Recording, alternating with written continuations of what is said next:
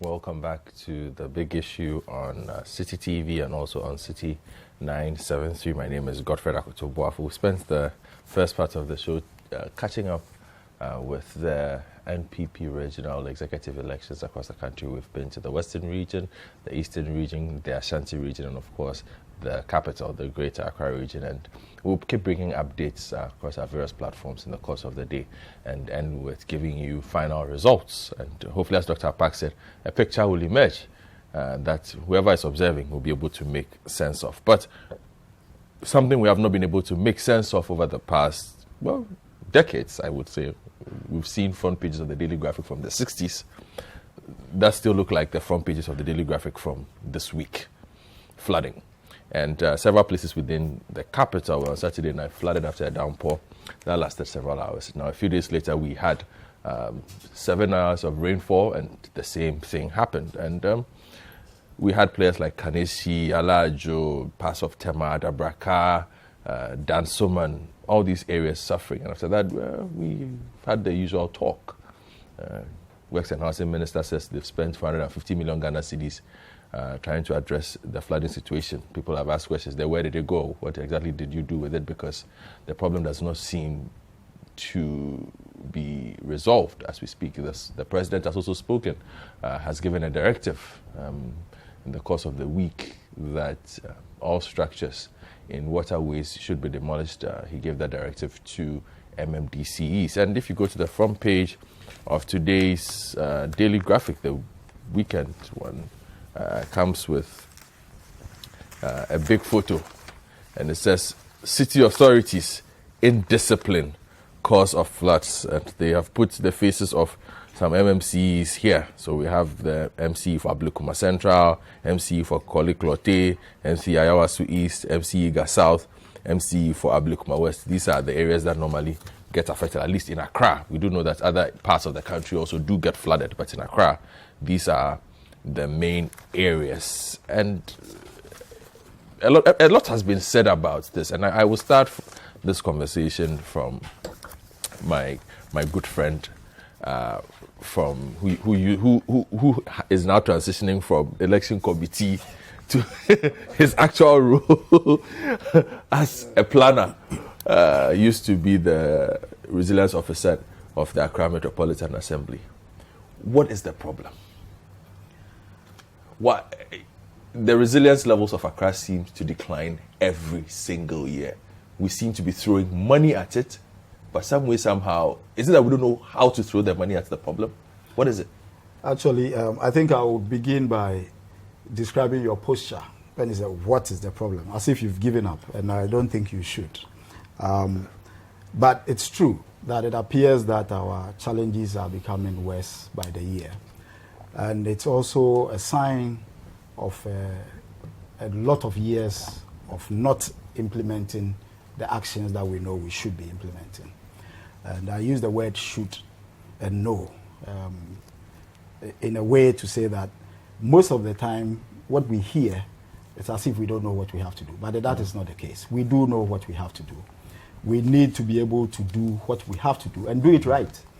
And I've mentioned, I think on this station before, that fighting or dealing with issues of resilience like climate change, these things take a long time to deteriorate, if I could put it that way. And so when you are dealing with it, it is not a one day, it is not an event like you say, I've acted this way this time and that is the end of it. You know, so we have a number of years ago, we seem to do well in firefighting. So I heard on a station someone said it seems that everybody is trained by the fire department, and it's firefighting like you know, and that is not how you deal with resilience issues. You deal with it by appreciating the issues that cause you to be non-resilient. But generally, the people of Accra, and I would say the people of Ghana, are very resilient, because resilience means when you fall, you can be able to pick yourself up. And you would see every part of this country that you go to. We have calamities, the next day people get up and they are moving. And so it seems that we think that is it. But so we are not addressing the underlying causes, which is what I think that the development of the Accra Resilience Strategy, which covers the AMA as it was, not AMA as it is today, but as was, and well defined in the scope. So it was the bigger. You mean before AMA, it was chopped up? Exactly. So it's a bigger. It was the bigger AMA, and the characteristics which are similar to, say, if you go to Tema or you go to Takoradi, Kumasi, and the rest, it's the same things, system that I imagine. And so this, we believe, was a good document that, if we begin to implement those actions, would help us. And I'll give a couple of examples just to make the point. You said every year the flood is becoming an issue, but we've had some years where we did not have major issues with flooding. About 3-4 years ago, we had some floods, but not on the scale as we are seeing now. Why? Because some actions had to be taken, and the steps were taken then. One of them, we all know, is looking at the issue of waste. People would often mention, and I'm sure engineers will mention, about the drains and the like. It's true the drains are smaller, but if they are small but they flow, flooding is like you've opened a tap. You have just a certain size. So if the quantum of water coming in is more than that space that it goes out, you have some kind of residual. But when the rain stops, how long does it take for the system to reset? So when you have waste in the drains, what happens is that it doesn't allow even the small drains that you have to take care of the water that is coming through. When the structures that you are having are not designed to deal with these volumes of rains which we are experiencing now, if you look at it, over the year, the quantum has not changed. It's just the duration of the rains. They are shorter and a lot heavier than we used to have spread over a longer period. When you have that kind of planning, when most of buildings that are coming up these days are not giving space for the permeable surfaces, which are in our laws anyway, in our bylaws. So you are building a space, you're supposed to have about 35% permeable surfaces, so that when the rains come, they can seep into the ground, which goes to the groundwater, which also helps in the boreholes and all that. And we seal those places up. You have more runoff. In this part of Accra, the center of Accra, it's underground drains. But if you go to the Kanda, Tudu, lorry stations, you see that the rains come from other places, and then they spill on the road where they have a certain bit, some outlets. Just because we are not seeing it on the other side, it's just showing where maybe there's a blockage in the system. So you deal with the underlying factors. One key point that I would like to raise is that when you are dealing with resilience, it is not just a matter of leadership, which is what we see people talk about all the time. The leaders, the leaders, the leaders. What about the structures? What about the public system? What about the officers who are also dealing with permits? So there are a number of factors which are affecting our resilience. And we have taken time, looked at it, studied it, and had put in place some measures which were helping to deal with some of these things. I mean, if we are all being honest, maybe 5-6 years ago, or 3 years ago, the quantum of floods that we're having was not on this scale. So we should ask ourselves, what is happening? What are we not paying attention to, which is leading us to this point? Interesting opening comments. Let me come to, before I come to Mohamed Alassane Damba, President of the Ghana Institute of Planners, he's co-chaired here. Let me talk to a former Works and Housing Minister, Honorable Samuel Atachia. Anna, good morning. Good morning, sir. Thank you for finding time for us this morning on City TV and on City 973. I guess the first question I would ask you, and this because you used to run Works and Housing in this country, we've spent 450 million Ghana cedis over the past 5 years to improve flooding. What exactly did you spend the money on? Well, first of all, if you've heard about this perennial issue called desilting, yes, where people tip their debris into the open drain and then they get soaked. And if you do not desilt, it means that when there's or rain inundation, the excess water will not find a proper space. Still over the flood, so you need to desilt. That is the next step. You need to also improve the culvert, the channels through which we have the flow. It means that you have to get contractors. Some of the antiquated culverts have to be redone and the rest of it. So this is where how the monies were applied. Yes. And it's a yearly affair. And when you're trying to look at the, the rainy season approaching, the year before, you need to do these exercises. So this is what we've been doing. Some new culverts have been done. Some old ones have been rehabilitated. That's what it is. But what we need, and I have to stress, is that because of our habits, we need subterranean drains. I keep emphasizing subterranean drains. And that is what we call capital-intensive undertaking. And it seems to me that we don't have the budget for it. But our strategy seems to be one where we are pouring water into a basket. If you even look at it, areas that previously did not have issues when it rained now seem to have issues when it rains. How do we improve this? You talk about desilting. What is the struggle with waste management in this? It's like everybody has given up, including you, the people who are supposed to have solutions. Well, I don't think Akufo-Addo's government has given up on the issue of flooding. And it will be very unfortunate that nobody has given, it will be unfortunate to accept that, here's the government has given up on flooding. If committed more resources than any other government. But the problem is deeper than people want to accept, and that's what it is. It's like you do your very best this year, and between the time you complete your exercise and the rainy season, a lot of mess has been created. So it is not a question of we abandoning what we are doing, but we should do something which will make it sometimes very tough for anybody to, sort of mess up the culvert. And that's what I see. Now, if you want a permanent fix, go subterranean. Ghana needs subterranean drains, and let's commit ourselves to doing that. It will not be done overnight because it's very capital intensive, but let us program ourselves that every year you have subterranean drains of this length, and let's see where it matters the most. Over time, every government will be committed to that, and then we'll be able to solve the problem, give it a permanent fix. The daily graphic of today lays the problem straight at the doorsteps of local assemblies and their unwillingness to enforce local laws and bylaws. Hence, indiscriminate allocation of permits, buildings that are not supposed to be in places that are there. When we are done with the construction of culverts at a subterranean level, what do we do with that level of the problem as well then? Well, I think that is a dimension that should never be ignored. See, those who are supposed to police our environment should be up and about their duties.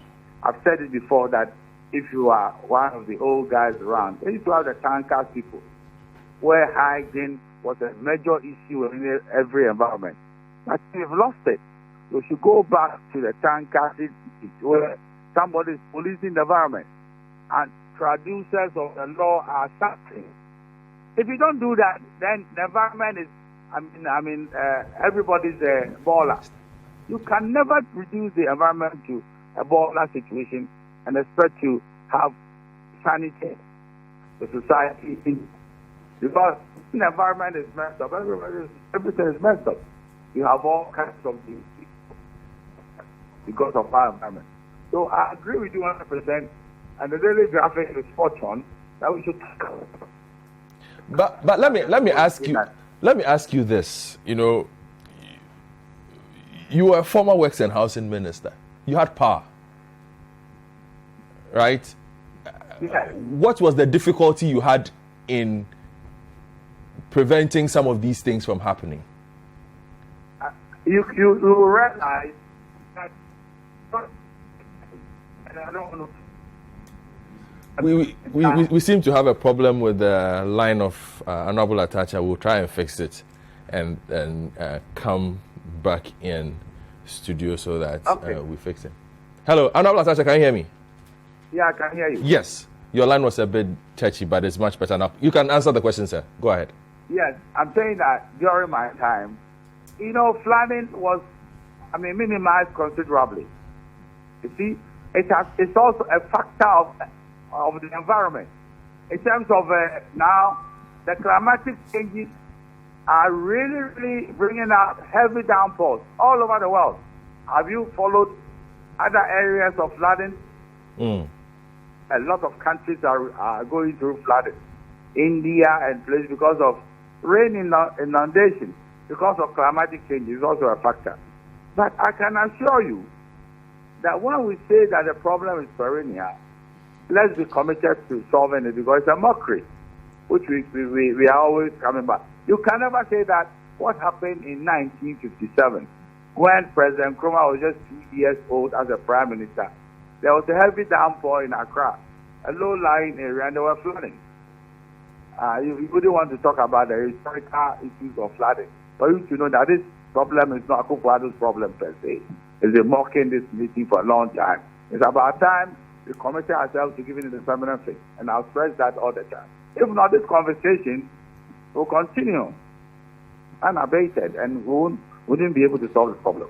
Yeah, but forgive my frustration with this, but I come back to it. You've been in a position where you could have done something about it, which is why I'm trying to tap into your experience with the difficulties of doing this. For instance, the president has given a directive, do not build in waterways. How do people get away with these things? What do the people in your office do? The people in my office are not supposed to determine where houses are located. It's a local government structure that's supposed to do so. And therefore, if somebody hasn't gotten a permit and is audacious enough to erect a structure at the wrong place, then by the laws of the land, it should be dealt with. It's got nothing to do with Works and Housing Ministry. And bear in mind, if anybody says that given the financial space of the Works and Housing Ministry, will be able to solve the flooding issues, under 4 years or even 8 years, then the person is not realistic. It can't be done that way. It's a mitigation thing they are all attempting to do. I'm telling you that let's move from mitigation to a permanent fixed solution. And that's what the Ghana needs. And that is very, very capital intensive. And if you don't commit money to doing that, please, you can't say that the government is bad or what is going on is becoming an embarrassment. When you have something which is staring at your face all the time, you should be bold enough to fix it permanently. Well, thank you very much, Honorable Atachia, former Works and Housing Minister, for sharing some thoughts on this perennial flooding and what can be done to improve the resilience of not just Accra, but other cities. Kumasi is becoming a problem as well. I don't know about Honorable Apak and where he's coming from, but a few other areas. Let me come to an engineer here. He's a planner. Mohamed Alassane Damba, president of the Institute of Planners. I see a photo of you in the Daily Graphic today. That's right. And you are not very happy with the general layout of the city right now, and perhaps how the city will look like as well in the next 10 years. What is the problem as you see it as a planner? Well, thank you. From the angle of planning, I think a lot of work has been done. Consciously from 58, we had a clear sense of how Accra and all the other major cities should look like. Down to 1970, we drilled down to specifics. And so, for example, around the Koli Lagoon, if you look at the plan, there are a lot of provisions for detention ponds and so on and so forth, so that if the volumes are unable to flow due to high tide, we get a place for them. Or if we have too much flow from upstream, we have a place for it. Then in the 90s, we realized this was not going to be adequate, and so further provisions were made along the foothills of the Ekwapim Hills. But sadly, I don't think we've been able to implement all of this for various reasons. I'm sure because we wanted to have action on the ground. That is why we actively pursued the creation of districts so that we can be closer to the problem, see them clearly, and solve them decisively. But it hasn't really worked that way. And all the lands that we made available for this or earmarked for these interventions have been very much encroached. But like my colleague said in his introductory statement, the problems are multi-layered, and so the solutions cannot be otherwise. We have to pursue them in the same way. The rainfall is part of the hydrological cycle. It is unavoidable. We need rains. And so when they come, it's up to us to think about how we take care of it when it drops. And the normal process is that when the rains fall, they need adequate permeable surfaces. So we have some, percolating into the ground, recharging groundwater, and so on and so forth. And then some, running as runoff into supposedly drainage infrastructure, which should also have the capacity to handle the volumes and the speed of flow. And then ultimately, it should get into the sea. Okay. But before it gets into the sea, we have other management regimes, such as so this is a challenge that I think we cannot lay blames to just one institution or one person, so a minister or the other. Like the Honorable former Minister of Works and Housing said, the Works and Housing is basically in charge of primary drains, the major basins, Odo, Chemu, Weshi, Lafa, Moka, these ones, the big ones. And then when it gets down to the smaller ones, which are the tertiary drains, the assemblies are in charge. But my colleague spoke about we not blaming leadership. I think everything comes back there. I mean, the natural instinct for people is to just stay there until they are made to understand that if you act well, there's an incentive, and if you do not do your job, there is some other reward of a kind you will get. And so it comes back there, because whether the drains are covered or not, I don't think at this point it's really the issue. Exactly. Imagine that the drains are covered and we have all this garbage in there. How do we maintain them? And that is the case of the Kaneshi area. That's a huge channel that is heavily silted.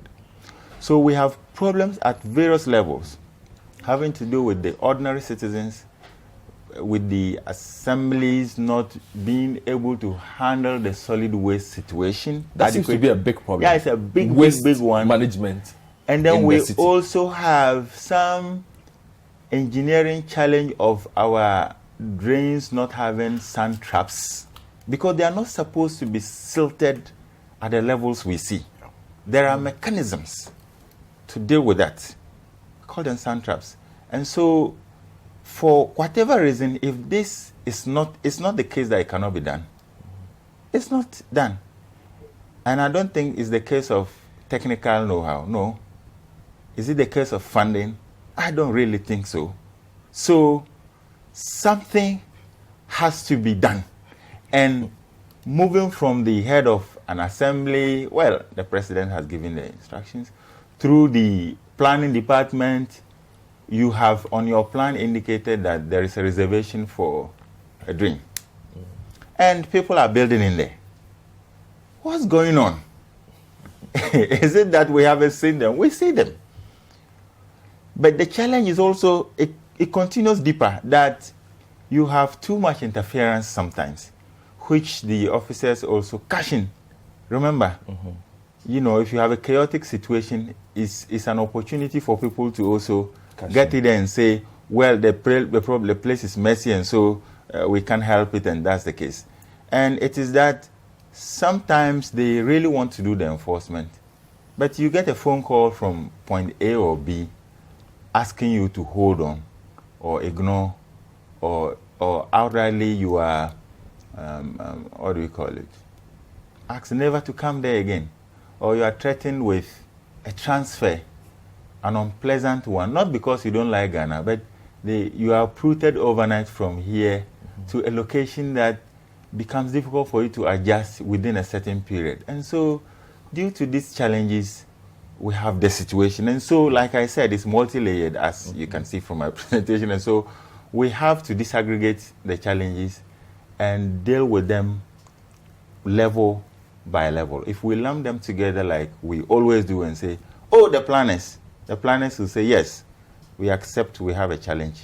we are contributors to the problem and the solution at the same time, but we are not the only persons. Then you run to Works and Housing, and you had the response.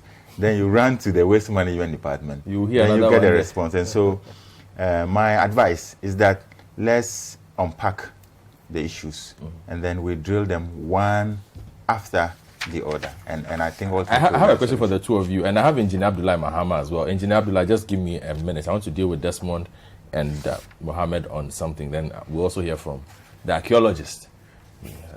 He knows about anthropologist. I will tell you the contributions of the anthropogenics, the human factor. Yeah. Yes. That's what so we will deal. So they have people who are heavily qualified to deal with this matter on all levels. Was the chopping up of Accra a problem?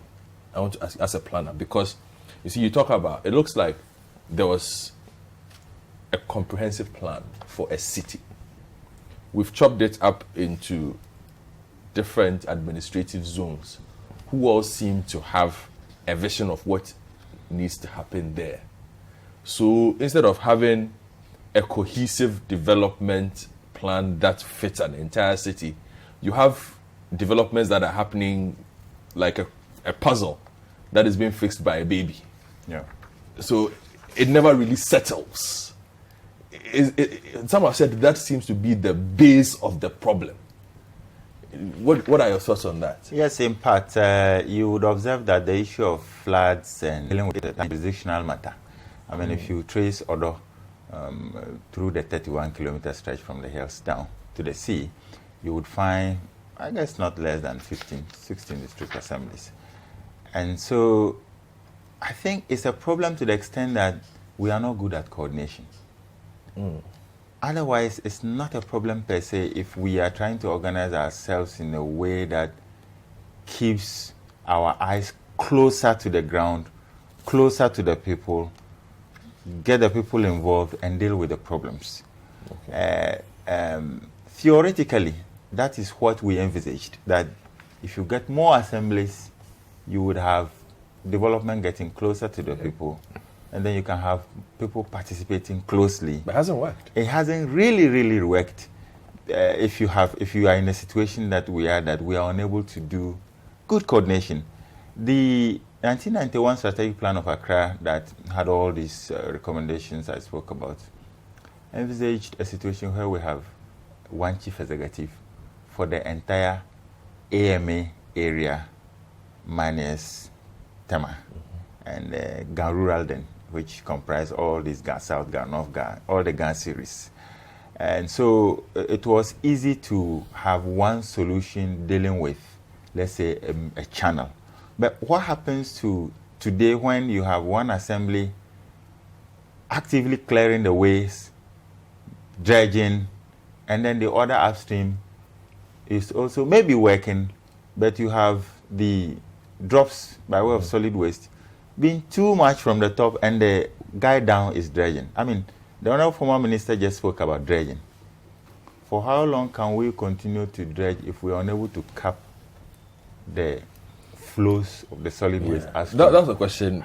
So it's like a tap open. We seem to be engaged in eternal dredging. Yeah, busy mopping while the taps are open. So we need to deal with this systematically. Desmond? Well, I agree with my brother, but I would look at it from another angle. There are two sides to it. The first is getting the government closer to the people and, in effect, trying to get development closer to the people.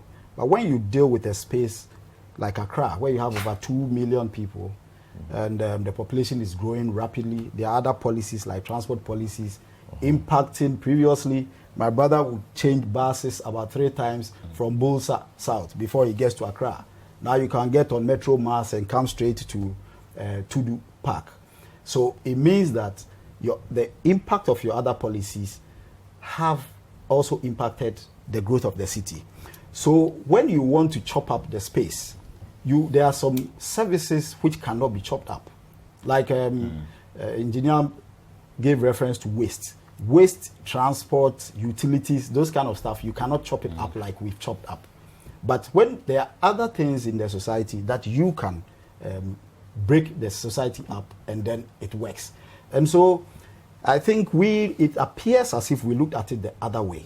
It is not the first place on earth where there's been a breakup of the administrative structures. Mm-hmm. In London, for instance, they have a Greater London Authority, which has a much bigger strategic view of how things are done, development projects are done, and then they have the boroughs, which in the previous system we had, say, the sub-metros. Yeah. So you're supposed to have a greater authority with certain specifics. Air quality, for instance, you cannot deal with, because it's transboundary. You cannot deal with it. Waste management, you cannot deal with it. Transport, you cannot just plan proper transportation from Accra to Amasaman right now, because you are dealing with about 6 or 7 municipalities. So it makes it difficult. And when you are in a society where coordination is one of your biggest challenges, which we do have here in our society, the way you tackle some of these things should be way different.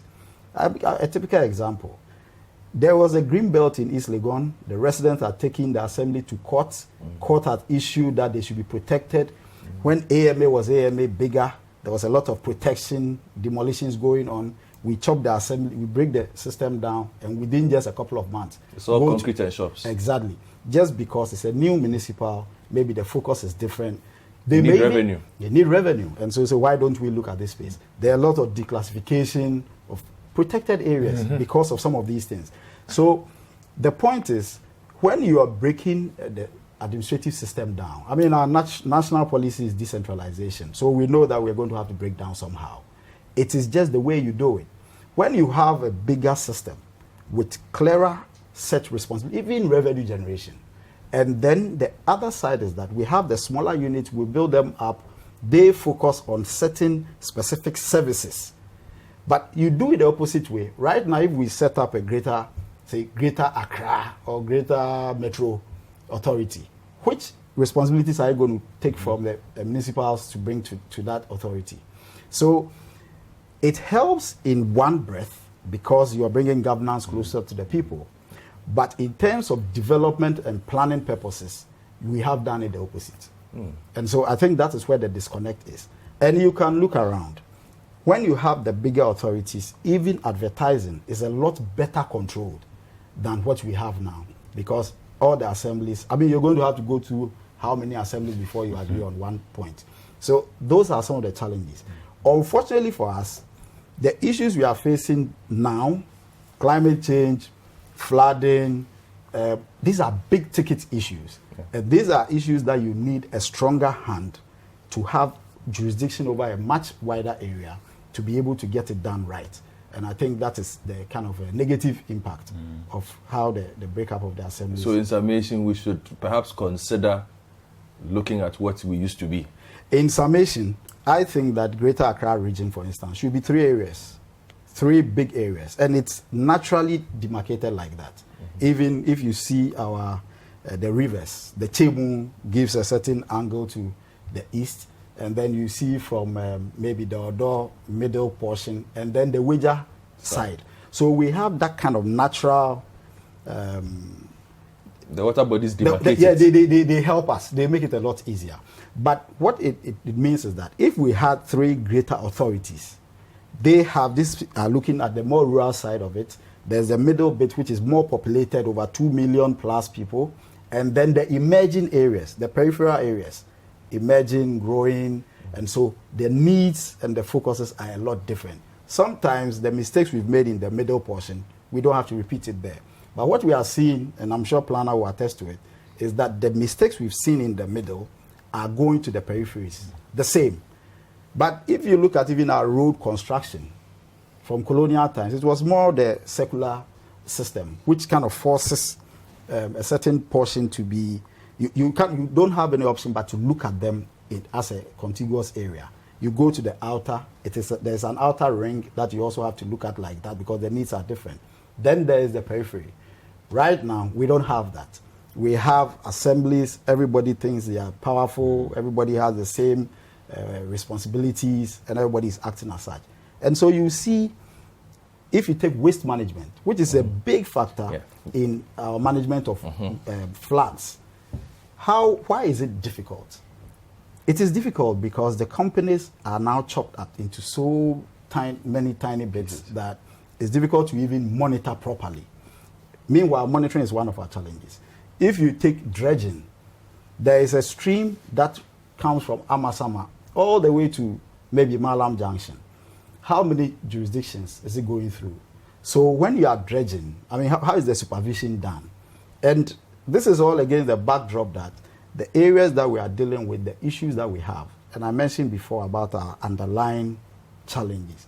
The underlying factors are not favorable.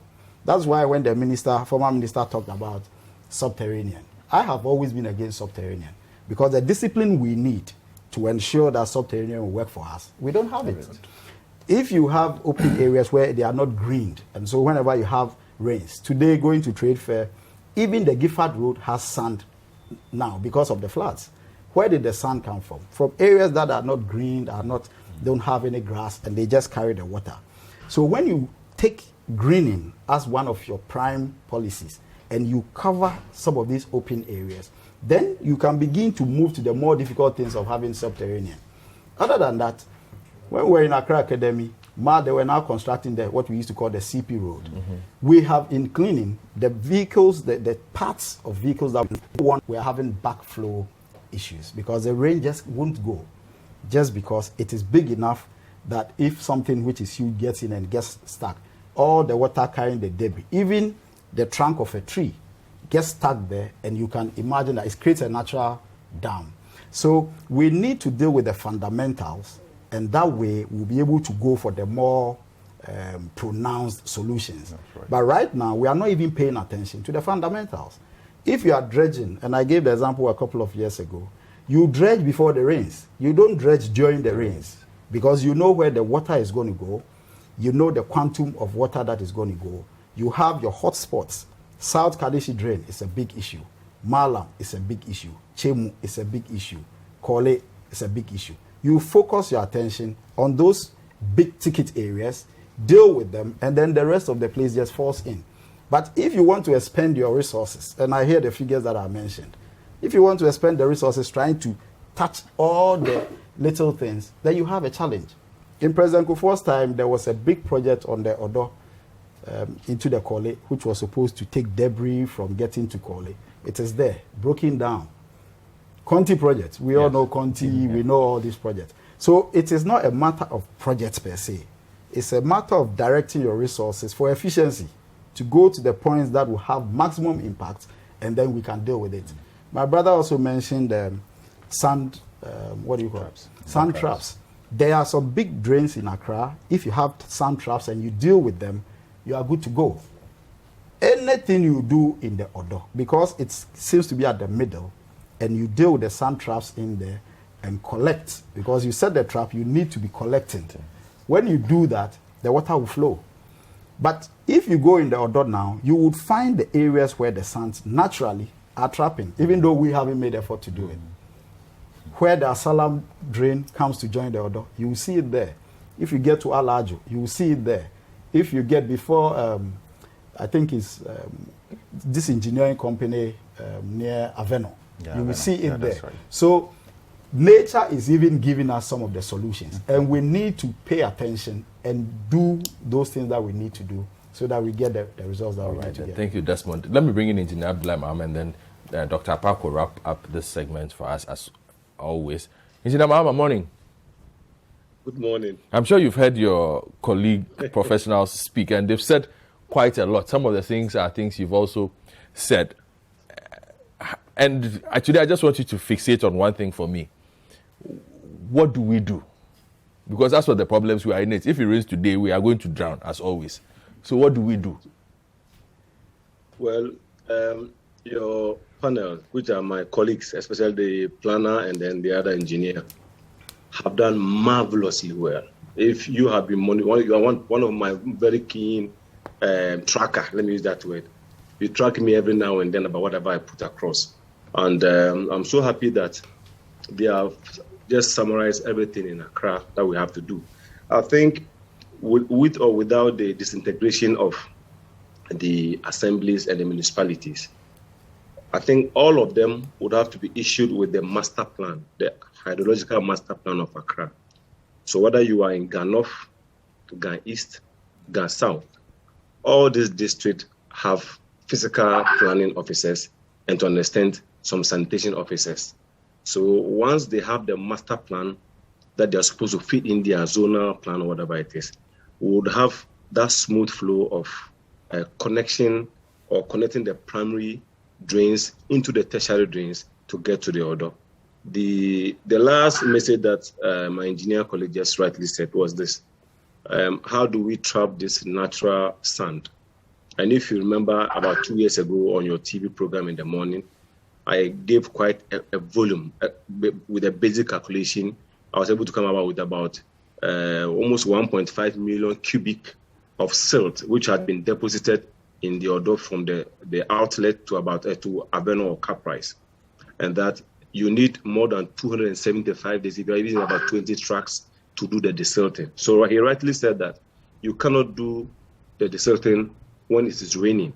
So if you know per the calculation you have done, you need almost 2/3 of the year to do the desilting, then it's better you increase your gang, you increase your equipment, and like I said, it's not an event. However, when we are dealing with that one, all of them have just summarized the fact that we're having deposition of silt into the drain. I have kept on with this campaign. The former Minister for Works and Housing, the current Minister for Works and Housing, and in fact in 2019, around April, when the then Minister for Sanitation, Honorable Abinadapa, was giving 197 million Ghana cedis. And I told you that we are sinking the money down the drain. And that's what is happening. Just after Caprice, Aveno to Abofu, I'll keep on hammering on this thing. How are we getting the sand to the odor to incapacitate the volume or the capacity of the odor? You have slabs which have collapsed. And for God's sake, it's more than 7-8 years that just at the media center before you get to the Achimota news station, the slabs holding the interbedding constructed storm drain had collapsed into the drain. And once the water is coming from upstream, let's say Kwabenya, Brekusu, and the likes, and they are coming with that material, they will keep on silting the odor. So why can't we have a situation where, even though we have planned to do the constant distilling, which is a process, we move ahead with about maybe having lots where in the next 1 year we'll tackle, say, 3, 4, 5 kilometers of the online drain. To once you are tackling the online drain, you are reducing the siltation in Accra. So that's a solution that we have to tackle. I want to ask the Minister for Works and Housing and Sanitation, how or why haven't they just tackled about 25 slabs which has collapsed into a drain for more than 7 years? So is it that we are talking and they want to do their own thing? Because like you're saying, if you segment the construction to connect the water to Accra, you will not be able to solve the perennial problem. And why would it take government to be looking on the Pokuasi stretch, the Abukobi Hills, the Teman Hills, the Uyarefa Hills, the Ayimensa and Peduasi Hills, which has some buffer areas underneath their mountain, which has been taken over by the developers? So that is another solution.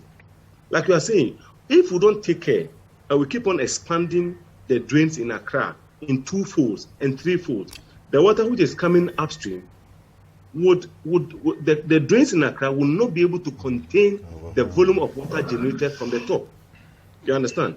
So it's like we have been rehashing this for a long time, and as long as government or successive government have their own plan, they need to listen to the technocrat like my planner there, who is making so much submissions with almost everything that he has said, and the other colleague on point. So it's about time we create that. And one other thing, I believe that the generation of water that is coming from upstream, we cannot only allow the water to get to the odor as a final discharge point. We may have to fall on the Hydro department to give us the master, because the master plan wouldn't change. Once you have a terrain which has been occupied, let me say a buffer terrain, and buildings have been occupied on those locations, those buildings ought to go. Let's imagine that you have an area, let's use the Achimota for an example. It's found in Accra. Let's say we're dealing about 10,000 acres of land. And that is a buffer area to store the water, which is the retention period. before the Odo will be full, or before that retention area will be full, the Odo will not be toppling up. So we need to get the master plan and artificially, after physically removing the buildings on those lands, we create more or less like mini dams in Accra to serve as more retention points for us. And one other thing, I've told you that we're having localized and sectional floods. Now, this localized and sectional flood is what they were talking about, where you have like the motorway now having spots flooding. And you ask yourself, almost no filling station is constructed at the back of the road, like as in behind houses. They are only supposed to, because their source of market is the roadside. Yeah. Are we looking at something that is happening across the country, where even if you get to Mid-Year, for instance, now Mid-Year, Kotoku, Amasaman area, which initially was not flooded, that area is a swampy area. Yeah. Now along the highway, individuals have filled the whole lands at the level with the road, and communities just behind them are not having any discharge point to discharge their water. And these people, after doing the filling and leaving the place for like a year or two, they are issued with permit because most when they go to the assembly, as if they are handicapped. Once the NPA had certified that the land is suitable for the construction of a filling station, it looks like the assembly just fall on that report and then they issue the permit. Let me just give you one of the laws under the National Building Regulation LI 1630. One specific, especially for the filling station, which are causing so much headache for the remedial of this problem, the flood control. It says that in the Regulation 13 site requirement under the National Building Regulation LI 1630, it says no site, in this case a land, liable to flooding shall be built upon without adequate provision for flood control. Now, when you drive across this 17 kilometers that I'm talking about, almost all these filling stations have not made any provision. From upstream, when you are Kumasi bound, upstream from, let's say, from Sepeman towards Hebron, where we have massive flooding now, all the filling stations on the right-hand side have filled the place above 2 meters to the community behind them. And the communities are suffering, yet all of them have been issued a permit to operate the filling stations. So this is a total disregard to this law. That's why last week when you called, I said, however important the president's speech or directive is, the people at the assembly, right from the chairperson who sits on the board for issuance of permits, the MCE, the West Committee, the Technical Committee, the Special Plan Committee, which are comprised of a NADMO officer, a fire service officer, an environmental EPA personnel who sit on to issue a permit. When the document come out that there's 2, 3, 4 filling stations at locations which are preventing the flow of water, and they are cited and have been approved, all these people have to be surcharged. How these people have to be sent to the process to get them to explain to the Ghanaian populace why such permits are given to the structures. So we'll come and talk nicely. When I hear the minister, the former minister, and in fact, current ministers lamenting, all of us in the studio are not policy makers, with the exception of the MP who is there. We as advocates can speak about the issue, but I don't expect the minister or the current minister to say that all hands on deck, we have a role to play. That is why critically there's an enforcement bit of everything. All right. Your point is well made, Engineer Abdullah Mahama. Thank you very much for spending time with us. I think you've said quite everything. I will wrap this up with Dr. Apak. Dr. Apak, you've heard the technocrats, as we say. Yes, I have. And quite honestly, I agree with all of them. And they have proffered solutions. They've also diagnosed the challenge. But you see, I believe very strongly that we are where we are as a result of indiscipline. It is indiscipline. And it is that indiscipline that then breeds corruption and the inability of those who are supposed to act to take the needed action. Because how come that we have regulations, we have rules, and yet, year in, year out, those rules are flouted with impunity, and those who are responsible for holding those who flout those rules accountable seem toothless in reining them in? So I've always argued that the bane of this country, and in particular, reference to the issue of this perennial flooding, has to do with indiscipline.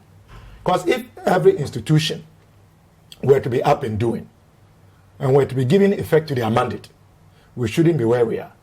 So, for example, the president's statement that he made, ostensibly out of frustration, I don't think can be given the effect. Because the statement that he's making is after the fact. He is an executive president. This issue has been with us not today.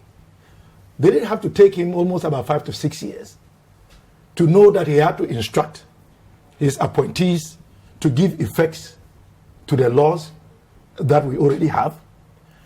And you see, the issue is not just about the natural processes of climate change, which are even influenced by human social activity.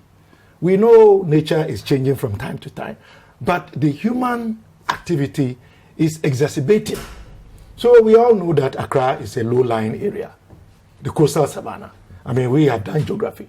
And we know that the Equapim Togo ranges are just here. And so every year, the waters will have to flow from the mountains, ostensibly, to get to the sea. At the same time, the channels through which these waters are supposed to flow is where we have filled and built structures, and now it is all concrete. So even where there is the need for nature to be able to help us by absorbing the water, it is not happening. And if the water has no course to get to the sea, clearly the outcome is going to have to be the flooding. And the human social factor is there. I mean, how do we manage our waste? Very troubling. Even go to the plush areas of this country. I've gone to the so-called airport residential areas, East Legon, Tresako. You will be amazed about how careless people who are even supposed to know better, we consider the residents of these areas to be part of the social, political, and economic elite. They are well educated. Some of them, like us, have studied abroad. They know what pertains in other countries. But if you see the way they manage waste, I'm not even going to talk about the waste management institutions and companies, but even the issue of individual responsibility is worrying. They throw trash from their 4x4 Jaguars, and sometimes I just see them doing this and I ask myself, if you living in East Legon, airport residence, you are doing this, how can you blame somebody in Nima or Mamobi for throwing trash in the drain? So we have an issue of indiscipline, and this indiscipline has been exacerbated by the inability of state actors to take action against powerful people who circumvent our laws with impunity. And that is also where the issue of corruption comes in. So we know those who are doing these things, but our ability as a nation to hold them accountable is incumbent by whom you know, where you come from, what political party you belong to, and the depth of your pocket.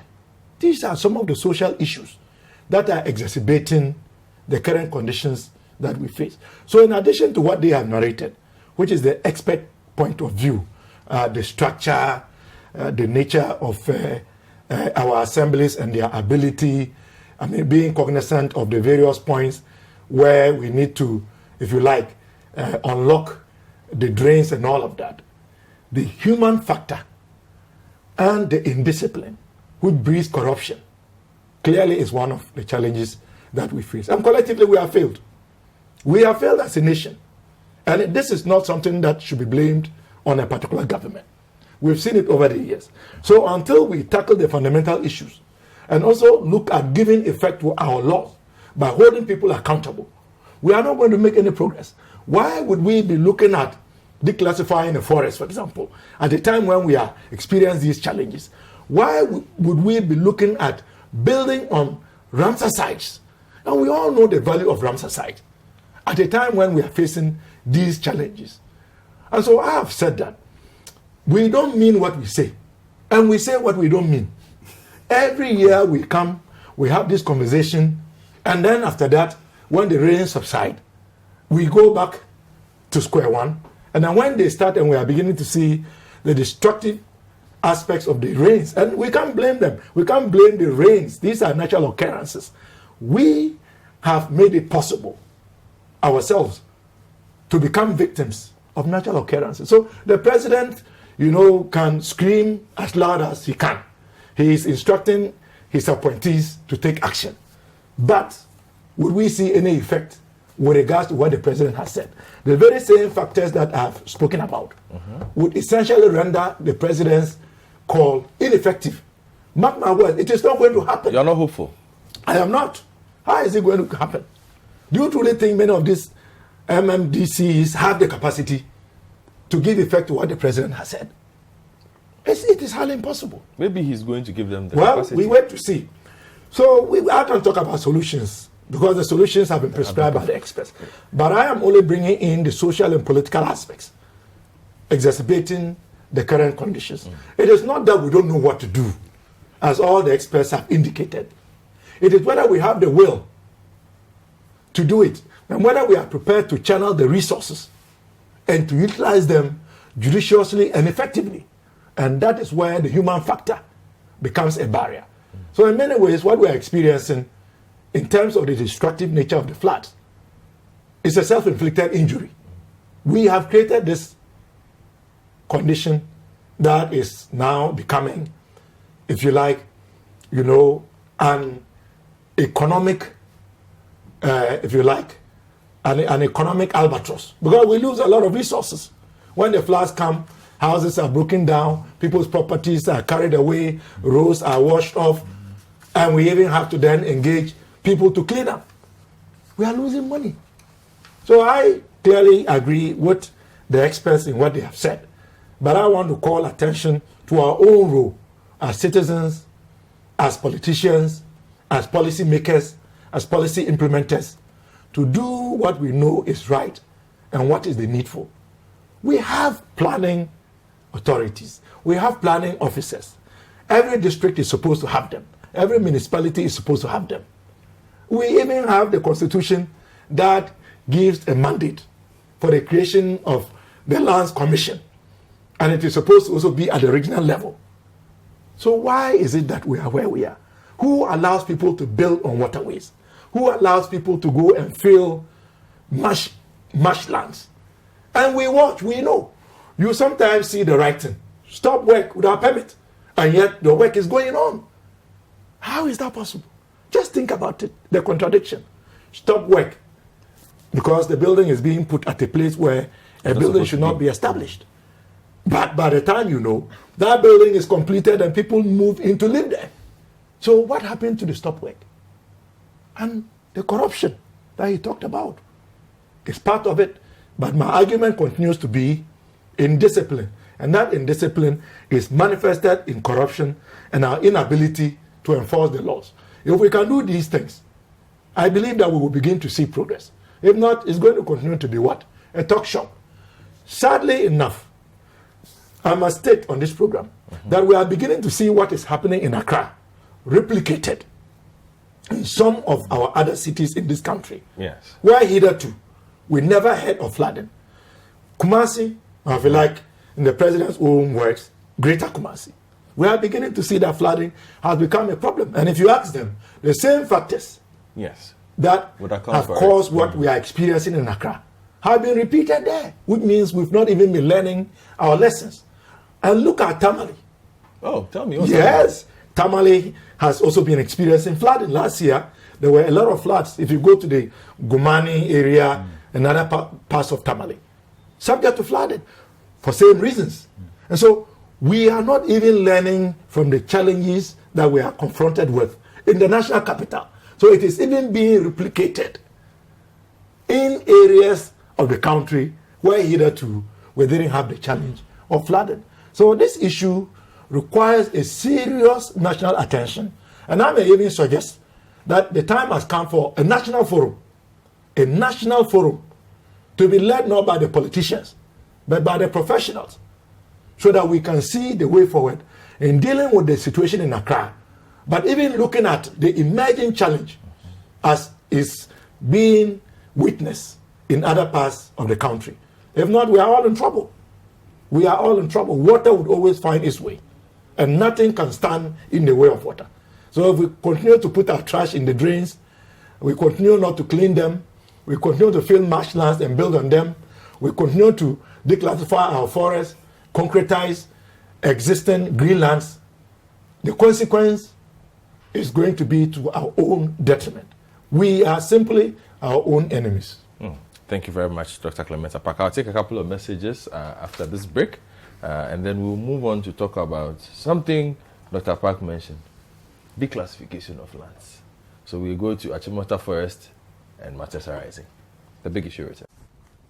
Welcome back to the big issue, and your messages have come through. You also can also be heard 0549 986 996, 0549 986 996, and 0550 585832, 0550 585832. For those of you who prefer Twitter at City973, or you can reach me at East Sportsman, Godfred Akotoboafo, hashtag the big issue. I'll gladly read your messages, and a couple that have come through. Before I talk about the fallouts of this whole will of Sir John and the declassification of Achimota Forest and matters arising, this one comes from Tema. It says, Godfred, I think this whole idea of the people paying for pickup of their household rubbish must stop. It's not working.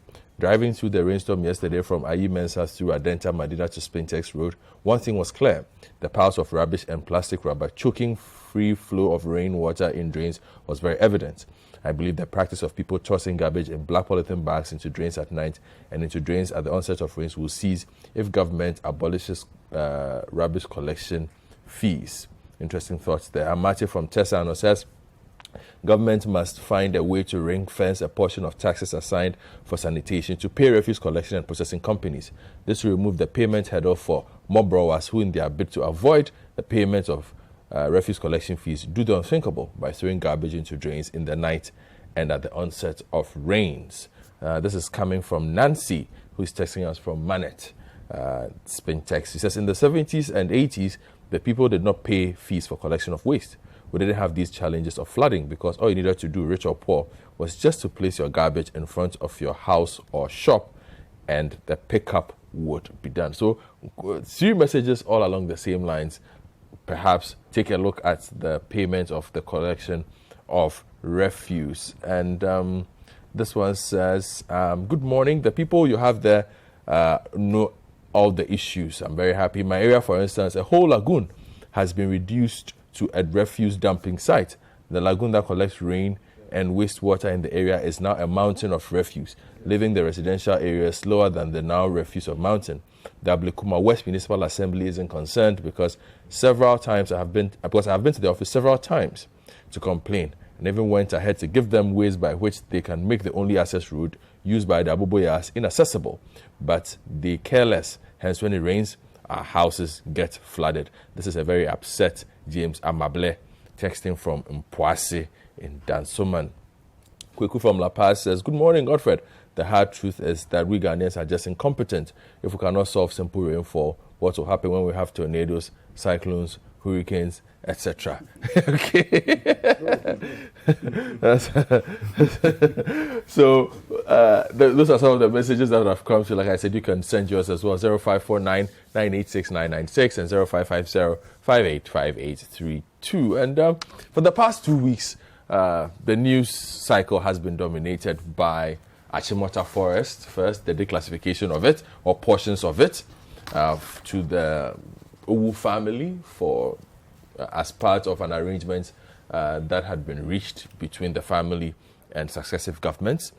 And then a week after that, portions of the will of the late General Secretary of the New Patriotic Party, who later became the CEO of the Forestry Commission, Sir John Kojo-Uswefrie, were also made public. That indicated that portions of the Achimota Forest had been willed to some members of his family. That's also led to public outcry. We had a press conference from the Ministry of Lands and Natural Resources later on, another statement where the minister said they were voiding the willing of the said land. And then later we've also heard the Office of the Special Prosecutor has started full investigations into what is being said to be alleged unlawful acquisitions. And all these things have brought up larger questions of how we can better protect state lands and keep them away from the sticky fingers of persons who are not supposed to own them. I still have Dr. Pak here, Member of Parliament for Busa South. He's been that's the whole hall. But joining us is the government spokesperson on governance and security, Pagre Boachidankwa. Normally we be dealing with Pagre from House of Power. Godfred is being mischievous immediately.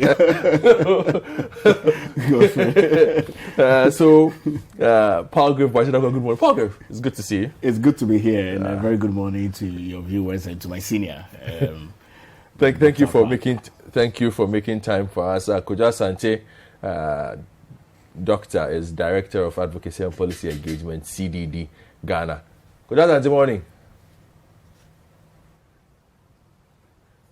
Dr. Sante. Sorry, I think I'm muted. Yes. Good morning.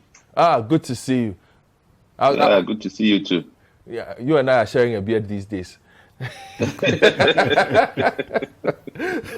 But let me start from the advocacy perspective on this. So I'll start with Dr. Koja Sante on this matter. This issue has been running for about 3 weeks now, and new dimensions are emerging every single day. So we've had the government try to dispel some of the questions around this, culminating in we had a 49-point response from the ministry this week, seeking to chronologically explain from point A to point B. And for a lot of people, that seems to put to bed the matter of how the Owu family gave the land away, how they re-engaged different governments, how they got a certain acreage, and how that acreage increased to what it is now. From the CSO side of things, are you satisfied, at least with that part, and then we can deal with the Sir John issues after? Thank you very much, and good morning to your panelists, to Palgrave, Dr. Pak. No, I'm not. Actually, it raises even more questions, and I think Honorable Inusa's statement, I saw it on WhatsApp, but I don't know if there's a formal statement out there from him contesting some of the records that have been put out. So for me, you have to start from the two acquisitions, 1921 and 1927. And what we are told that we have receipts for the 1921 acquisition, which is for the Achimota land, but there are no receipts in terms of the compensation paid to the Owu family for that. So we have the earlier one, but we don't have the later one. This is also a family that is not, you're not talking about any illiterates, or this was quite a wealthy family that were quite prominent during those years. So it's not a family that would take lightly. They were business people, entrepreneurs, and so on. So it's kind of odd for me that I think after 1930 or so, almost 76 years afterwards, in 2006, there's a petition for the first time, at least according to the records and the chronology, submitted by the minister, raising or requesting for, I think first they had requested for the encroached lands on the Achimota forest, which would be on the Achimota land.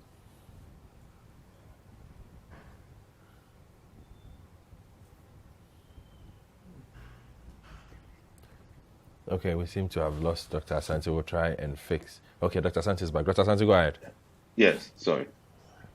So initially it was the 1921 acquisition, and they had mentioned the encroachment on the Achimota land. That was the request, and then a subsequent request for a portion of the Achimota forest to be granted, which would be the 1927 acquisition.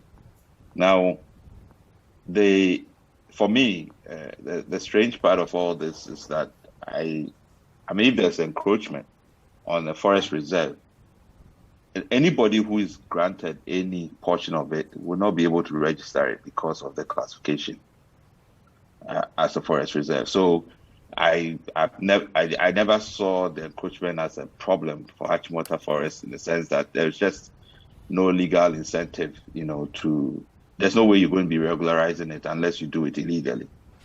All right. So anyway, we then proceed to the negotiations during President Kufuor's time.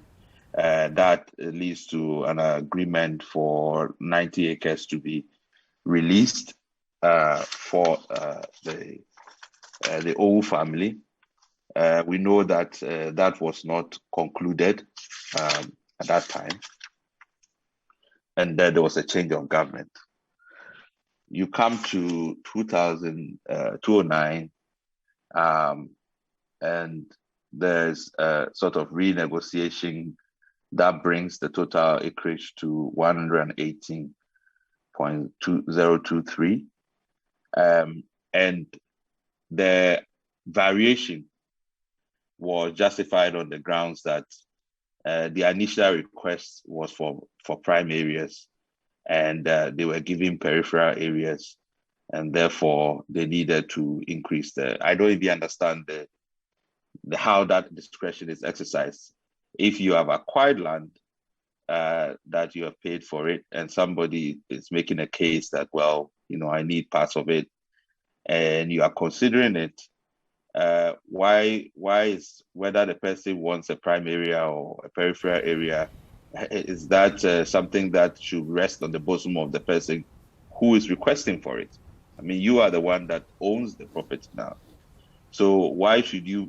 Almost like you have turned it. It's like the person is doing you a favor, and so you are prepared to adjust. But anyway, this justification begins to kind of be used consistently as the acreages continue to expand and increase. So anyway, we move from there to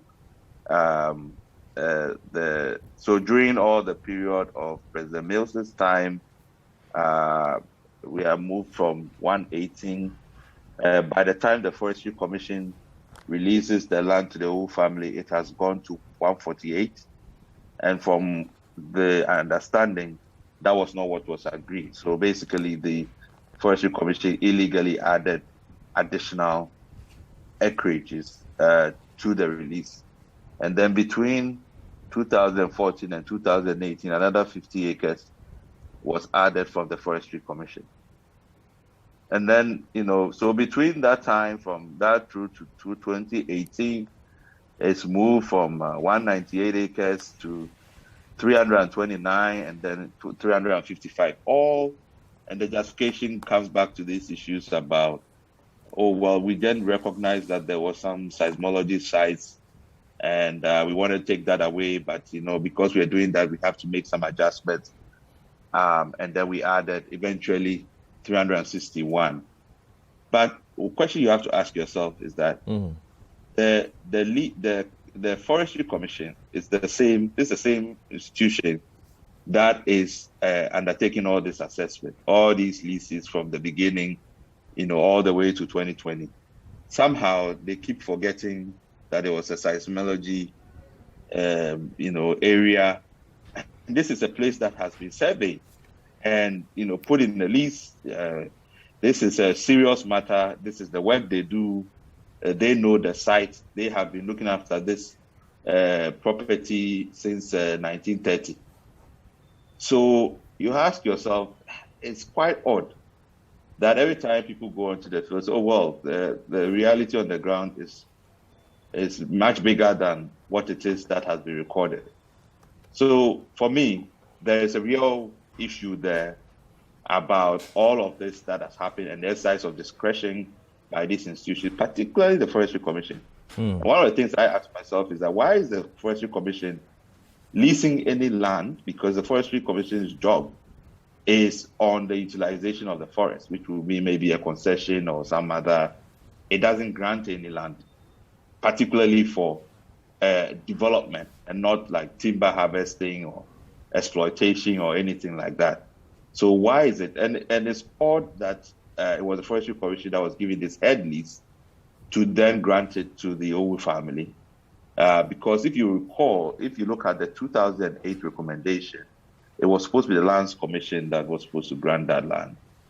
And of course, now we are coming back to this idea that the Lands Commission should grant it once the degazetting happens and then it's declassified.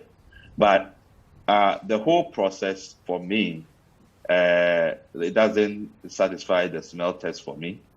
There's more going on than we are made to know. And I am really, truly want to get to the bottom of this. So that's okay. In terms of what has been presented. And then if one other point I want to make. Okay, quickly. From the minister's statements that have been released, the most recent one, or the more recent one, is the one that even made me a little more skeptical about it, because the minister, yes, the minister is new. All these things have happened, I think, from 2021 when these petitions, so he's been relying on documentation. But when the minister comes and says that, well, I've now sent a request to all these agencies, to give me leases and so on and so forth. Of course, because the Sir John matter came up and so on. But I'm like, when this chronology was done, what kind of papers were relied on? Because I would have thought that, all of those information, including, which private developers the land was, passed on to by the whole family, all of these things would have been presented, because it's almost like the same source documents that you have to rely on. So where did that information come from to do the chronology? And now we have to go back to get even more from the same people. So I said there are many questions to be answered, and we are watching to see what will come out. All right, thank you. Let me come to Palgrave, and then I'll go to Professor Martin Otian Bebu, and then, as always, Dr. Park wraps up the conversation for us. Palgrave, from the government side, I guess one recurring question from the public would be, what was the need to give the land back? Especially Achimota Forest, protected lands. Why?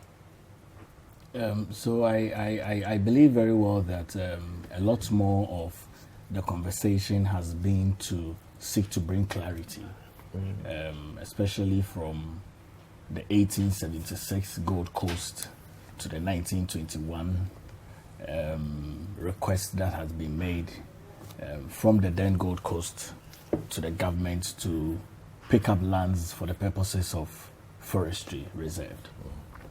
Having gone through all the conversation and attempting to bring more clarity to the Ghanaian people, really is about the fact that sometimes when you request property or lands from families, so as it is, for the purposes for which it is intended to, and over many years, because we're looking into quite a bit more years. This is not something over 10 years. I mean, a bit more years that has come by. And as a result of the growth and development of the country, certain parts of the land is not being used for the intended purpose. So maybe you wanted to do an Achimota forest with Y number of hectares, and you have used just A and B parts over an appreciable number of years. You cannot come again to justify that you would intend to even use some more. And I think it's okay for the family to have made those requests, especially from President John Ajako Kufuor in 2008, and then from former President John Dramani Mahama, and then our certain President Nana Dankwa Akufo-Addo. In relation to government's position, I believe very well that government has been very clear and very firm. The leadership of the Honorable Minister for Lands and Natural Resources, the Honorable Samuel Abu-Jinapor, has been extremely forthright and has restored confidence that lands that so appears to be a public land is not going to be used for any private person as it relates to Sir John, Welling, all of that, even though we're going to do further investigations. But you should give a bit more time for these investigations to be done, for us to ascertain and verify what the truth is. The peripheral lands for the Achimota, which has been given to the Wu family. Are we still calling it peripheral lands, Balgrave? 40% is not peripheral. Well, as it is, by no definition. Well, as can it be is, called peripheral? No, but then Godfred, as it is, the part that we have decided to use as the Achimota Forest Reserve is still protected and kept. Yes. And as a government, we have stated that we want to be able to build a bit more modern park, where the minister for land says that, like the New York Park and all of that. But maybe Central Park. But comparable, I mean, to be able to have the big five in Ghana would be nice, like it is in Kenya and in South Africa, you know, and the likes. So I think that a lot more of the matter is being put to the public domain to allow us time to investigate the matter a bit more. As it is, I think that the public is concerned. The civil society organizations are concerned, rightly so. This is an engagement that we are not going to let down. Our government's eyes are on it to ensure that we follow through all the processes and bring the matter to a conclusive end. But was the government worried by how this went, in the sense that a gazette comes out with an EI that says A, B, C, D, questions arise, government response, and seemingly puts the matter to rest? And 3 days later, we have Sir John's will that comes out, and for those who want to draw connections, they can logically say, so perhaps this is why you needed to declassify, because without the declassification, this does not work. And so we can then assume also that it means there are others who also own and need declassification.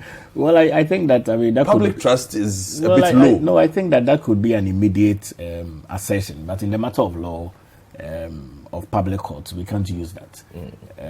But also to be able to say that, yes, it's a deep concern to have seen that certain parts of the Achimota Forest as it is. And the name Achimota Forest is continually going to be used, even with the presence of Achimota School, the presence of Achimota Hospital, the presence of GIMPA, the presence of the Forestry Commission. All of that is part of the Achimota Forest Reserve, maybe to an extension, Noga Hill, and all of those other places are a part of it. So I think that, yes, it's a greater concern to have seen that. For me personally, even on matters of integrity, to have seen that for a former CEO in good standing, a former general secretary of the ruling party, a lawyer of many years of practice, would do anything of such. So that for me is the greatest concern. But it doesn't take away the fact that we are very forthright in wanting to deal with the issue. The government is committed to dealing with the issue. The government is very committed to dealing with the issue, because you see, as it is, Godfred and Dr. Park, at certain stages of our governance, there are a lot of things that the citizens are not aware of.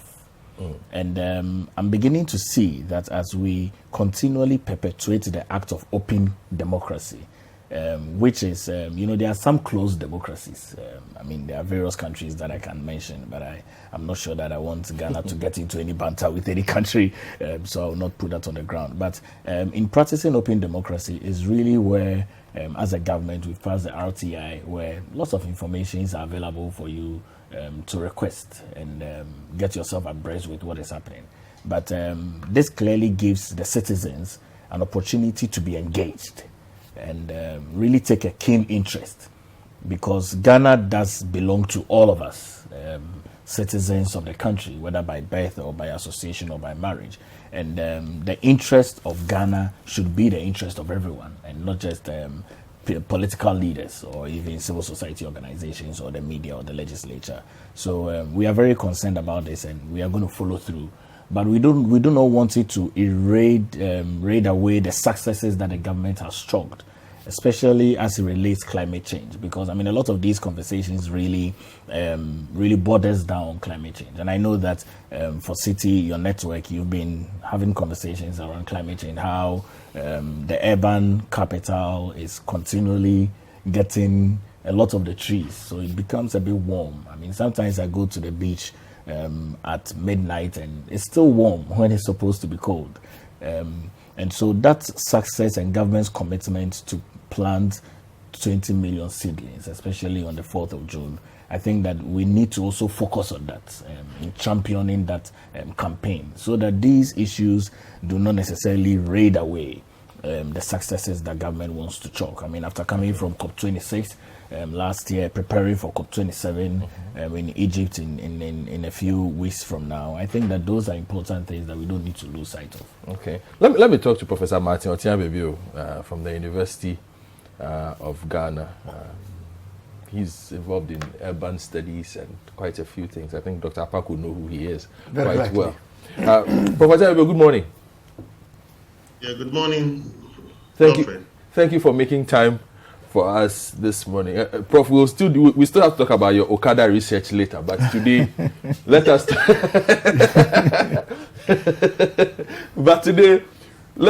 I don't mean it's trivial. let us. No, but I must say, Paulo, since you are here, Prof has done some wonderful work on Okada, and since the government is looking at Okada, you should talk to Prof before you make any decision on Okada in this country. I'd love to speak to Prof, especially because I mean Okada really a high level of terrorism. They've been used as agents, so I mean it will be good for me to just tell your people to talk to Prof before they do anything on Okada. I'll speak to Prof. Okay, but Prof, what have you made of this? Purely from the geographer's point, the importance of Achimota Forest and this future potential, or for want of a better word, to turn parts of it into a commercial district, sort of, hence a declassification. There are those who have said, just don't touch it, leave it as it is. There's no need to touch it. What are your thoughts? Well, Godfrey, thank you very much, and good morning to your viewers. Godfrey, I mean, one word to use is very disturbing. Disturbing to the extent that if you look at Accra as a city, you look at the 1958 plan, which set out the development of Accra as a city. We had 38 green spaces at a time. 38 green spaces. Today, as we speak, I think we can count on 2 or 2.5. I'm not very sure we do have the full complement of Ifia Sanland Park. We don't, because it has been halved here and there. I'm not very sure whether we have our park, Legon Botanical Gardens, in its full complement, because gradually people are encroaching. Then Achimota Forest, which we thought this conversation has cropped up a couple of times. So 3-4 months back in my city class, a student hinted that the LI was being revised. I doubted it. And he explained how virtually the land that is being, or the proposed land that is being given out, has already been shared. And he actually produced some level of documentation to prove me wrong. My argument at the time was we call something urban heat island. The more we continue to deforest the city, the more the city becomes warm, where we will use more energy. People will have to be using a lot of fans. Those who have the wherewithal would have to use more air conditioning. And it also comes back to government in getting us some more energy. So I thought that we would factor this into our conversation. Unfortunately, the narrative has always been trying to compensate a family who has legitimately given out a land and been compensated for. And I heard the minister talked about the fact that if the land was for a purpose and it's no more needed, then perhaps we need to give it out. The purpose for which Achimota Forest was acquired has not changed. So I don't see the reason why we should use that as a justification to perhaps deplete the only forest that we have left. That will mitigate. And I heard him rightly say that we are preparing for COP27. We spend money, send delegates to go and talk about climate change. But back home, what we do point to the contrary.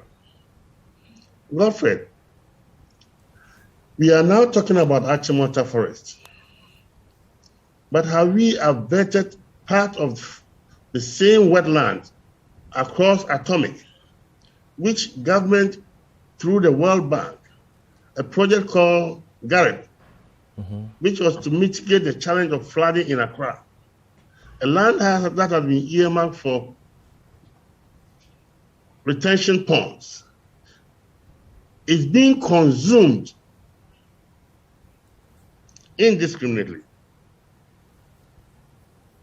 My point is, perhaps our policy should be informed by empirical works. On what basis are we giving out such lands? Have we done the replication, a research to know the replication of our actions? And I want to ask, perhaps, who are those who engage in the negotiation? To the extent that we are giving about so much land away, who were those who engaged in? And what informed this decision? Apart from the fact that a family has petitioned, perhaps we need to tie in the family's petition vis-a-vis the bigger picture, the bigger need of the city. Can we have another way of compensating the family if the government so wish, instead of giving out the land that we need so much?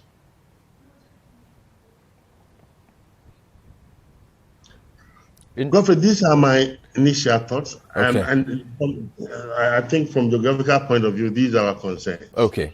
Thank you very much, Professor Matthew Otembiu. Dr. Park. Yes. The issue of public lands has become topical in the wake of the coming into the public domain of EI 144 and the revelations of the content in the will of the late Sir John, who incidentally was the forestry commissioner, has generated a lot of public debate, rightly so. And let me put in context that the worries and concerns about the carving out and distribution of public lands goes beyond the current situation. And so as we are having this conversation, it is important that we broaden it to include what we ought to be doing to protect public spaces and public lands. And I dare say that it is not only in the national capital. Again, like the issue of floods, we are beginning to see this happening in other parts of the country. As a member of the Public Accounts Committee, almost at every sitting, we have situations where public lands have been encroached upon. But who are those who are the beneficiaries of these public lands? These tend to be the social, political, and economic elites. The very same people that the people of Ghana entrust them with their power to protect what is in the public interest are the same people who create avenues to carve out and share property that they should be holding in trust on behalf of the people. With regards to this particular issue of the Achimota forest and the purported declassification, off the bat, we as a minority side in parliament and many civil society organizations have called into question how an allocation of 188 acres of land metamorphosized into 361. I mean, how does that happen? Nobody has argued that the Owu family, as amorphous and difficult to define as it is, does not deserve some compensation. But how did it come to a stage where an allocation of 118 ballooned to 361? A whooping addition of 343.1 hectares. But the minister explained it to you in his release. Well, and that is where I come in. I've had a chance to digest the minister's very long statement. If you look at paragraphs 19 to 21, Let me look at he makes it very clear that the processes indeed had begun. He makes references to the tenure of John Dramani Mahama at the time when Inusa Fuseni was minister. And he makes it very clear that on the basis of the report, I believe the data report, that he received executive approval. And that executive approval was for the allocation of 118 acres. And that was what he did. So it is very clear that as far as the Jomama Inusa Fuseni segment is concerned, the allocation to the Owu family, 118 acres, even within that context, was predicated on certain condition precedents, where the utilization of that land was to be in conformity with the bigger picture of, turning the Achimota forest into an eco park. Now, an eco park is different from what we see as, the current minister is making references to in terms of Central Park in New York. The two are different. So the question is this.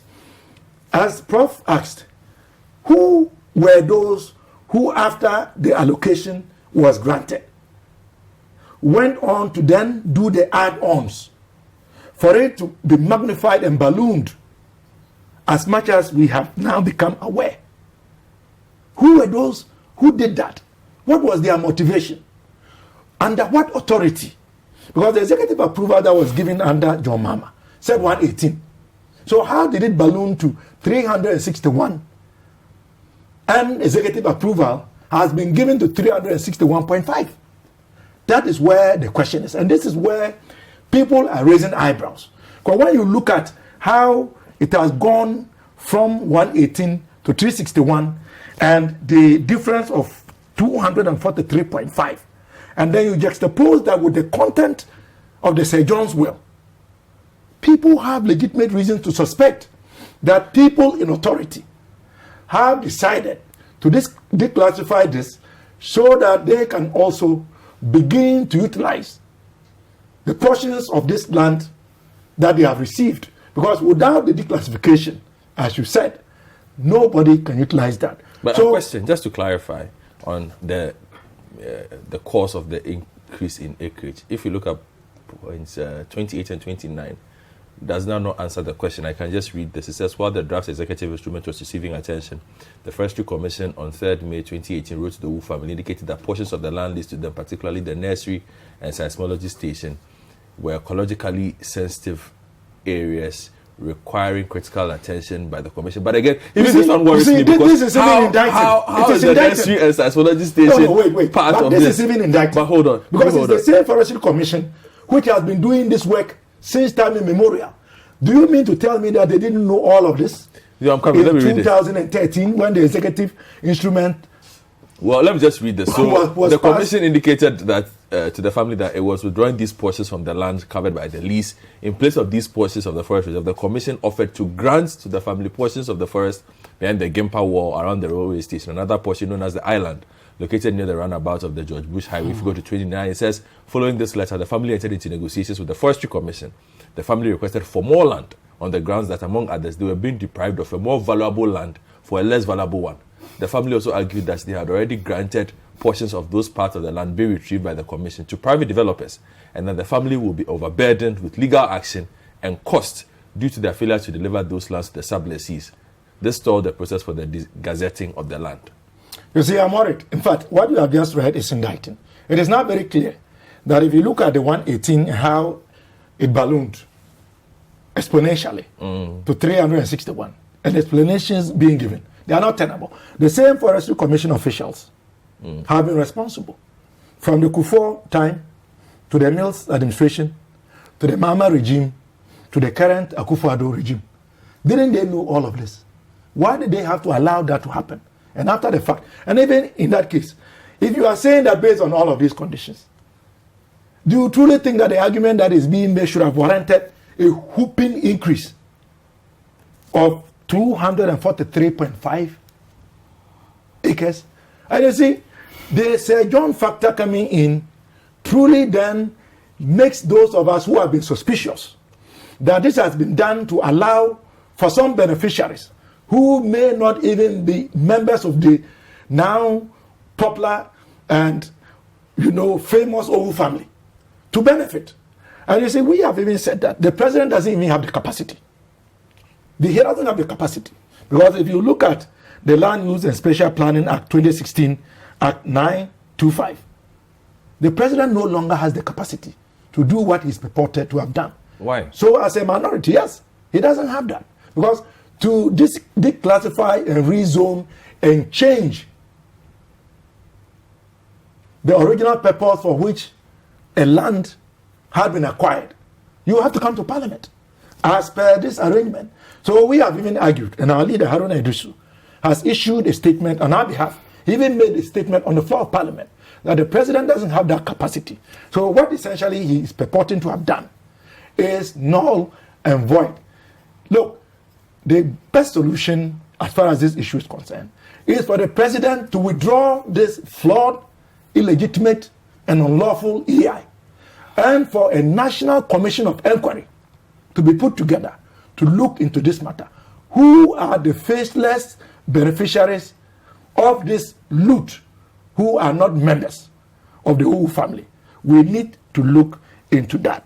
So, as far as we are concerned, the attempt to try and equalize and the attempt to try and suggest that what we are witnessing today was occasioned by action or inaction during the John Mahama regime where Inusa Fuseni was the minister does not hold, because the chronology, the facts of the matter do not support that attempt. This is purely a creation of the current government in collaboration with their connivers for whatever reason, and we believe that this is only a tip of the iceberg. I mean, we are not going to sit here and talk about gossip and what we are hearing in the grapevine. Let's not. But if we are to do, and we speak about the kinds of people, personalities, that we are told have acquired portions of the Achimota land, clearly, this action of declassification is supposed to ensure that those people are able to take advantage of this public property that they themselves should be holding in trust for personal use. Let me read some messages as we get close to the end of the show. This one says, Godfred, where I come from, the city engineers and the board of directors decide who gets a building permit and what gets built. Not even the president or the governor can make a call to us for favors where building permits are concerned. Zoning in Ghana is a joke. This is Simon, who's not very happy this morning. AU Farouk from Tamale North says, good morning to you all. Seriously, the Achimota Forest Saga has exposed the dubious and illegal activities some politicians involve themselves in when power is given to them. Never again should we have politicians in government? But who else would you have in government? Politicians make up the government. Hey, Farouk. This one says, I live at Tessan on the Mokose Street, which used to be Odupon Street, where we have this big drain. I learned Ashram has bought a piece of land near the big drain. The residents have complained to AMA, and the construction was stopped, and the culverts on the storm drain have been demolished. Our Ghanaian authorities and political leaders failed Ghanaians in all aspects of their lives. I don't blame Ghanaian technocrats much, but because Ghanaian politicians will not allow them to use their technical and professional skills to solve the challenges we have. This Sadiq in Tamale. This one is asking an interesting question. It says, Godfred, other public spaces that could have been used for parks and open curated public spaces have been abandoned or repurposed as commercial property. How on earth are we supposed to believe that there's genuine goodwill and good intention on the part of any government regarding the Achimota forest? It says, whatever ideas they have, we want to see it being piloted at the Legon Botanical Park and Ifwa Sutherland before you can touch Achimota forest. Legitimate call, if you ask me on this one. And a couple more that has come in. This is coming from my good friend Kekeli Amedro, engineer. It says, with 3,000 parks of varying sizes designated by the boroughs as public open space, London is a green city. Together, they cover almost 18% of London, which is more than the area of the city covered by railways and roads combined. And then he goes on to make a quote that says that what we are doing for London's parks and green spaces, the mayor supported London in being declared the world's first national park city in July 2019 and aims to make more than 50% of the city green by 2050. They're working to make their cities, parks, green spaces and waterways great places for people and spaces where wildlife can thrive. Okay, let me see one more. Let's protect our forest reserve. This is coming from Xylix Duane in London. I have 5 minutes more to give. I'm going to give everybody a minute to wrap up. I'll start with you. Godfred, I think that the purported notion to want to discredit government as it is, that certain persons in government have interest in the Achimota forest, for which reason we have sought to declassify. I think that it's important that we pay very little attention to it, because that's not the case. I think that what the EI 144 does really is to make the peripheral portions of the forest reserve, which had already been granted to the Wu family as of September 2013, portions of which have already been developed, cease to be the forest reserve. And what the EI 154, on the other hand, states emphatically is that the area of the forest shall remain a forest reserve. It's important that we put this in proper perspective so that the good people of this country can continue to have the faith and trust in our government. And I believe very well that President Nana Addo Dankwa Akufo-Addo, in his right scheme of mind, is not interested in purporting acts of taking public property to himself or to his government. And so the Achimota forest, the issues that have arisen clearly are going to be investigated. We would come back to the good people of this country, like on your very good platform, to bring the results that have been found as a result of the investigation. But you do understand the queries people have, or the ironies for people when they say this is a country that has been busy planting trees and just give away 40% of a forest to be chopped off. Oh, I do. So you are planting trees and you are chopping off 40%. I do. A forest. I do understand that. I can. Where is that? Where is it? I can understand that. It's okay. It's not a question for you to answer right now. we can mull over it. I said earlier, we say what we don't mean, and we do. We say what we don't mean. It's okay, Dr. Pat. So the point is that it is difficult for government to exonerate itself. But in the 1 minute, I didn't even complete. Don't worry. Everybody has their minute. He was a government appointee. He was in charge of forestry. His will indicates that he has willed away it's been investigated. From the commission. We'll see. And indeed, the government itself should not be investigated, because the president is the one who gave the authority to the minister to issue the EI. Take it so up you in can't investigate yourself for wrongdoing. Take it up It in has to be an Parliament. independent entity. Take it up in Parliament. My name is Godfred Akotobuafo. Thank you, Paul Grebu, formerly of Kandifo Institute. Godfred is being very mysterious. I'm wondering why he's bringing that into it. Dr. Albert Otia Bebio from the University of Ghana and the CDD's Kwejo Pumpuni Asante. Thank you very much. I hope you enjoyed the program. See you next week.